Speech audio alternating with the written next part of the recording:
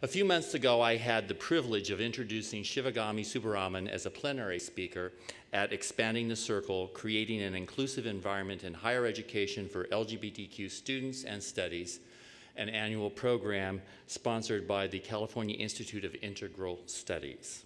I related how Shiva had worked in the Office of LGBT Equity here at the University of Maryland, first on an overload from the Office of Human Relations Programs and later as an associate director.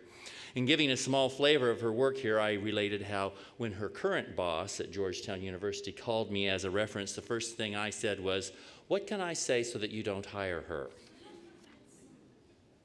Shiva's speech at Expanding the Circle was by far the best received part of the program, and a DVD of her performance so inspired a couple of our students that one in particular literally begged me to bring Shiva to campus for Lavender graduation.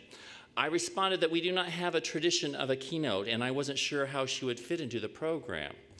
Well, the begging continued, and at the same time, individuals who would normally speak about Lambda Pride, our LGBTQ group in our Alumni Association, informed me one by one that they couldn't make it. They did send gifts, and each graduate should have gotten one as they came in this evening. Well, of Shiva's many successes at Georgetown University, her involvement with alumni has been particularly noteworthy. So, Susanna, this is for you. Ladies and gentlemen, I present to you the current director of the LGBTQ Resource Center at Georgetown University, a former associate director in the Office of LGBT Equity here at the University of Maryland, the 2007 champion of our community, and a perpetual champion in my personal pantheon, Shiva Subbaraman.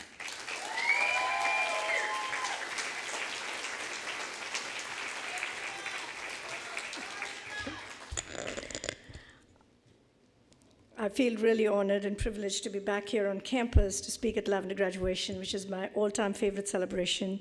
And it's certainly wonderful not to be the one organizing the event, which I did always when I was here. And so thank you, Susanna.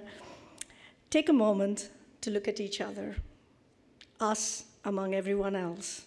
It is not often that we in the LGBTQ communities get to be a community in one space, to see ourselves.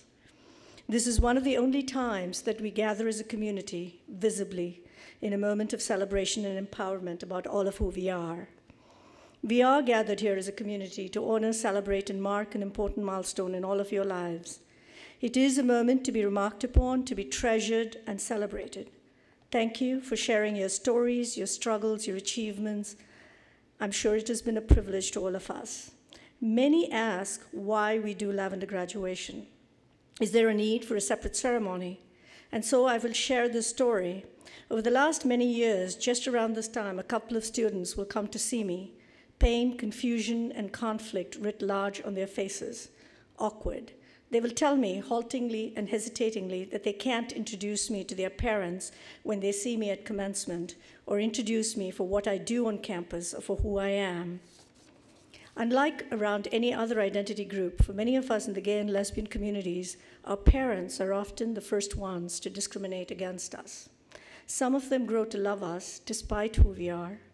A few brave ones embrace, accept, and celebrate us, our friends, and our lives. To the many parents, friends, and family who are present today, our deepest appreciation and gratitude for your presence. You demonstrate to all of us that lesbian, gay, bisexual, and transgender people, you demonstrate to all of us that we are not singular, single, alone, disconnected islands of people.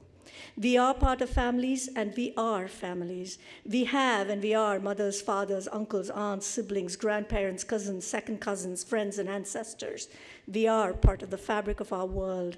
So if we are counted with all of our families and friends, we are not 5%, 7%, or 10% of this world. We are more, and we need to be counted differently. Your visible presence here is an enduring gift to all of us in the LGBT communities. Thank you for being here, for going where the silences are, and for making us count. To all of you, our current students, and starting today, our alums, we hope you will stay connected to each other, to us, and to our communities.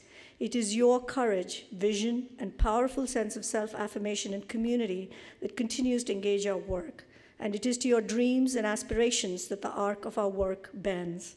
And as you journey forward, We hope you will stay true to all of who you are and to all of you who you can be and become. Congratulations, graduates, and welcome, alumni Terps.